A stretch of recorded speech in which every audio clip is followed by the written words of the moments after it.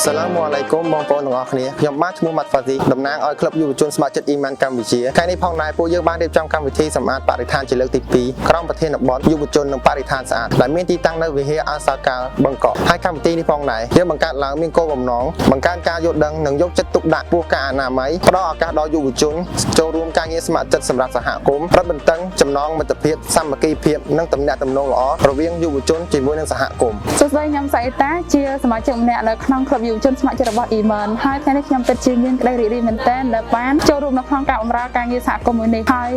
កម្មវិធីមួយនេះគឺមិនមែនបង្កើតឡើងដើម្បីស្អាតតែមួយថ្ងៃនេះទេគឺគោលបំណងធំរបស់ពួកយើងគឺដើម្បីបណ្ដុះការយល់ដឹងទៅដល់សហគមន៍របស់យើងឲ្យគាត់យល់ដឹងពីបញ្ហាបរិស្ថានហើយនិងអនាម័យផងដែរចំណុចតូចៗទាំងអស់នេះគឺផ្ដើមចេញពីយុវជនរបស់យើងដើម្បីឲ្យគាត់ចូលរួមនិងជួយឲ្យសង្គមមានការផ្លាស់ប្ដូរ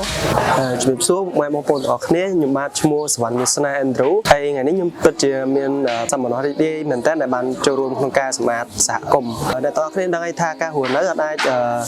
រស់នៅទាំងកិច្ចបានអញ្ចឹងត្រូវតែមានការសម្អាតជាប្រចាំថ្ងៃហើយចំពោះសារមួយចំនួនខ្ញុំចង់ផ្ញើជូនដល់បងប្អូននៅសហគមន៍ខ្ញុំចង់ឲ្យបងប្អូនចូលរួមការពារបរិស្ថានក៏ដូចជាការបោះចោលសម្រាមនៅតាមធុងសម្រាមជៀសវាងការបោះចោលសម្រាមទឹកពីហើយដែលធ្វើប៉ះពាល់ដល់បរិស្ថានហើយបើសិនជាអាចបងប្អូនអាចចូលរួមតាមការងារសហគមន៍មិនថាការងារសម្អាតឬក៏ការងារឲ្យផ្សេងៗដែលជាការជួយដល់បរិស្ថានជាដើមអរគុណបងប្អូន